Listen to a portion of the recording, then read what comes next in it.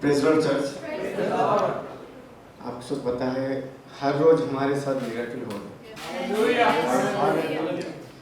ऐसे ही कुछ दिन पहले मैं जहाँ पर काम कर रहा था, प्रभु के एक मतलब ऐसा इतना बड़ा रिस्पॉन्सिबिलिटी आया मेरे ऊपर, जिसके कारण मुझे वहाँ पर छोड़ना पड़ा।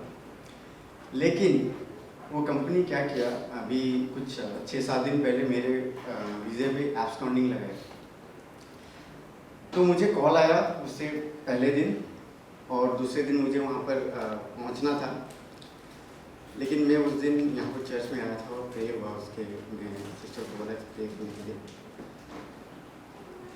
आपको बिलीव नहीं होगा, मैं उस बारे में सोच रहा हूँ, दैट ऑनलाइन में सोच रहा हूँ, लेकिन सुबह मुझे कॉल आया और मुझे वो पेपर भी आया कि आपका क्लियर हो गया, आप स्केटिंग हटा दिया। कुछ भी नहीं बोलते, कुछ भी नहीं बोला उन्होंने। ये सबसे बड़ी चीज़ है कि हमारे परमेश्वर मतलब इतना पावरफुल है कि कुछ भी कर सकते हैं।